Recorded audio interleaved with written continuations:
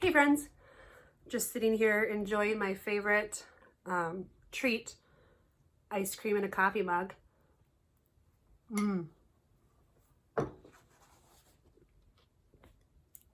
Coffee ice cream. I'm here for our evening meeting. Excuse me. We've been watching a lot of Nailed It at our house, so they're always testing. So, anywho, we are going to read Gilbert Goldfish Wants a Pet. I picked this one because I don't know about you, but my kids are dying for a pet right now. They keep asking for a dog, and I say no, and they keep asking for a fish, and I say not right now. So, we'll see what happens to Gilbert. It's by Kelly DiPiccio.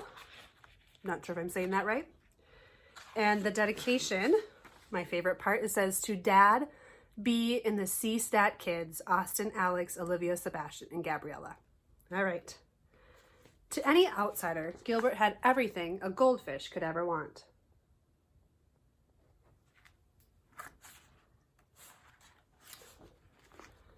A magnificent stone castle, a treasure chest full of gold, and a feast of tasty flakes that fell from the sky just in time for breakfast each day. But the one thing Gilbert did not have was the very thing he most desperately wanted: a pet.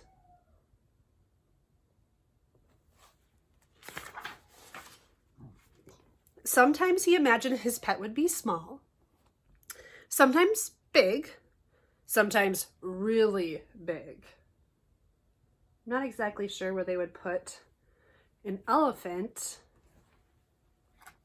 in a goldfish tank. It'd have to be the size of the whole room. Sometimes Gilbert imagined his pet would have fur, or feathers, or floppy ears. But every day and always, Gilbert imagined what it would be like to have a pet to care for and love.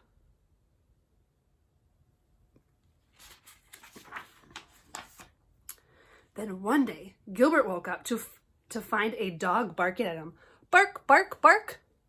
Gilbert blinked his eyes to make sure he wasn't dreaming. The dog wagged his tail and licked the bowl.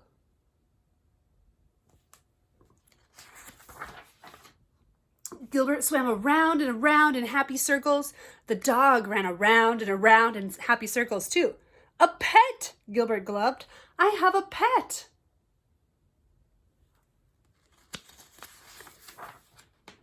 The dog barked and barked and barked some more. Bark, bark, bark. Gilbert never dreamed his pet would be so noisy or thirsty.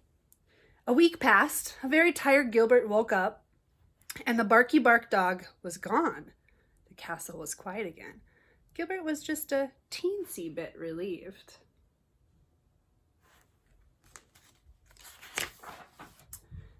A few days later, Gilbert noticed a small gray mouse peering at him through the glass. Gilbert's little fishy heart went pitter, patter, splash. The mouse licked her paws and sniffed the bowl. Gilbert swam around and around in happy circles. The mouse, who thought Gilbert was a large chunk of cheddar cheese, ran around and around in circles too. A pet, Gilbert glubbed happily. I have a quiet pet.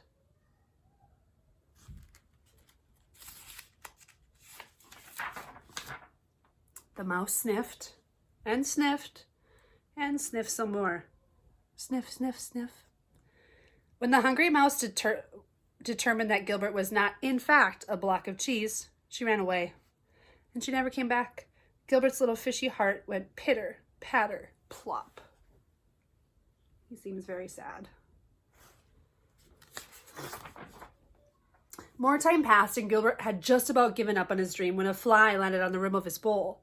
Well, hello there, little fella, Gilbert called out cheerfully. The startled fly buzzed around in circles. Buzz, buzz, buzz. Gilbert jumped up, and the wide-eyed fly was there to greet him in midair.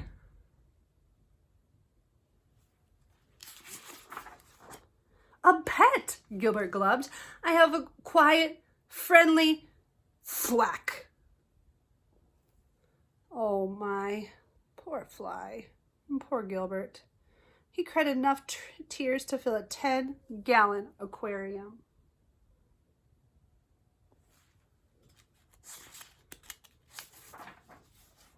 In the morning, Gilbert opened his eyes. Somebody was watching him. Gilbert glubbed. Somebody flicked its long tails and wiry whiskers. Uh-oh. Gilbert cautiously swam around and around in circles.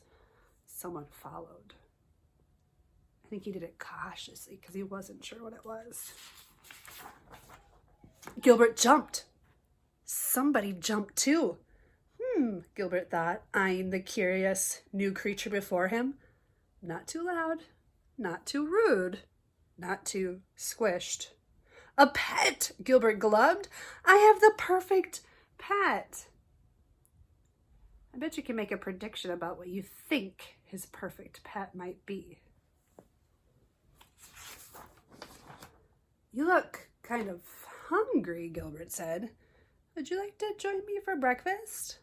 The creature moved in closer and closer and closer and then took a big bite.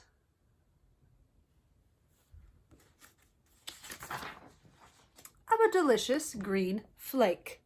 The pink ones are really good too, Gilbert said with a smile. Would you like me to show you around the castle? The author tried to trick us there, that it was a cat, but instead it's a catfish. Now Gilbert really does have everything a goldfish could ever want, including a pet, Fluffy. The end.